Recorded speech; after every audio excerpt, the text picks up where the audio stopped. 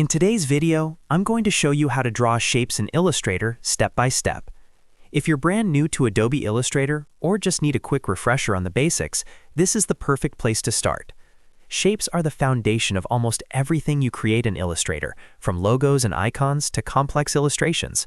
So once you understand this, you'll unlock a huge part of the software.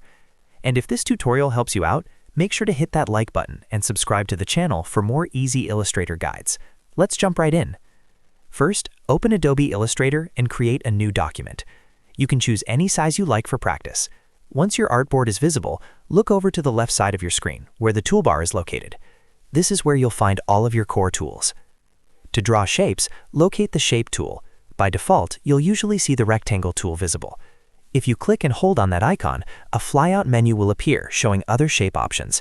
These typically include the Rectangle tool, Rounded Rectangle tool, Ellipse tool, Polygon tool, Star tool, and sometimes the Line Segment tool. Let's start with the Rectangle tool. Click on Rectangle tool to select it. Now move your cursor over to the artboard.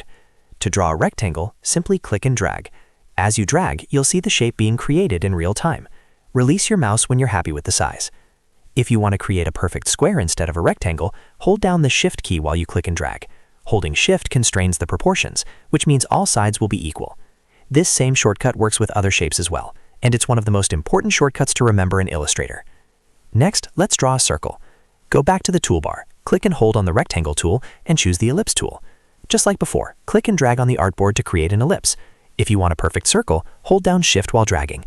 This keeps the width and height equal, giving you a clean proportional circle. Now let's look at the Polygon tool. Select it from the same Shape tool menu. Click and drag on the artboard to create a polygon. By default, Illustrator will choose a certain number of sides. While you are dragging, you can press the up arrow key on your keyboard to increase the number of sides, or the down arrow key to decrease them. This allows you to quickly customize your shape before you even release the mouse. The Star tool works in a similar way. Select the Star tool, then click and drag to draw a star.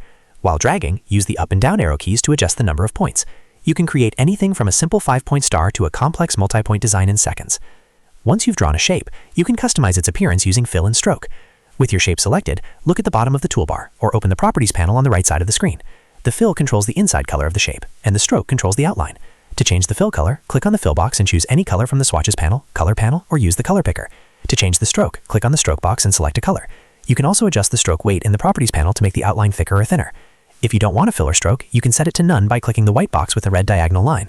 This is useful when you only want an outline or only want a solid shape without a border. You can also resize your shape at any time using the Selection tool, which is the black arrow at the top of the toolbar.